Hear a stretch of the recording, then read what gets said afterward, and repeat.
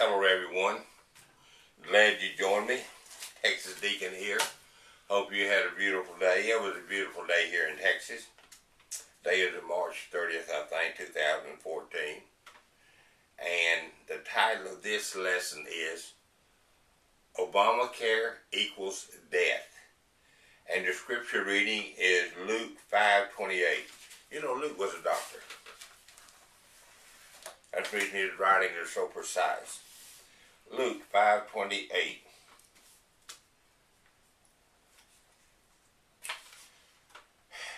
Well, it's actually 31. I don't know why I wrote 28 down. Anyway, Jesus answered and said to them, "Those who are well have no need of a physician, but those who are sick."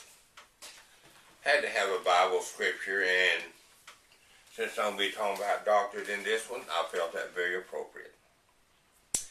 I have a man who I consider the world's best medical doctor.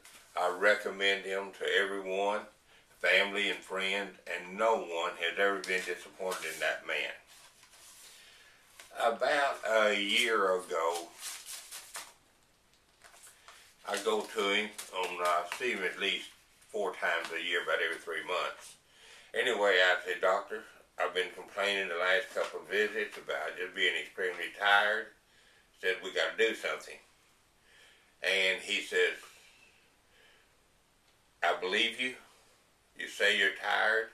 He says, "All your blood work comes back good." Said, "For a man your age, outside being overweight and a little bit of blood pressure problem, you're in exceptionally good health. But I believe you're having a problem." So first thing he did is sent me back to get blood, draw blood. And I just thought to myself, not blood again. I do this all the time. But this time, instead of drawing 3 vials, they took out 7. The next afternoon, he personally called me and told me, "Hey, your iron level is almost non-existent," and told me what iron or supplements to start taking, just an over-the-counter. Now, you know, most men should not take iron unless a physician recommended, as it did in my case. Well, this year, this last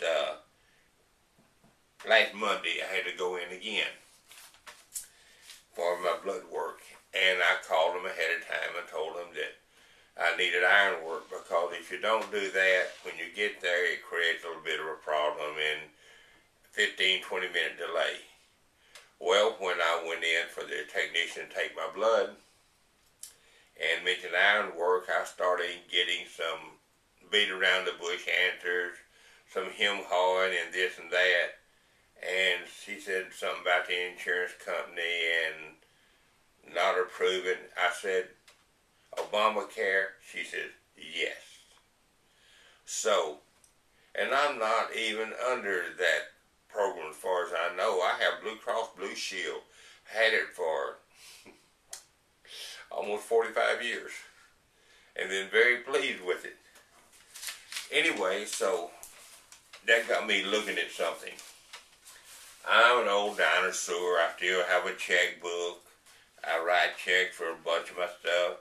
I get my bills through mail and I pay them. I got to looking.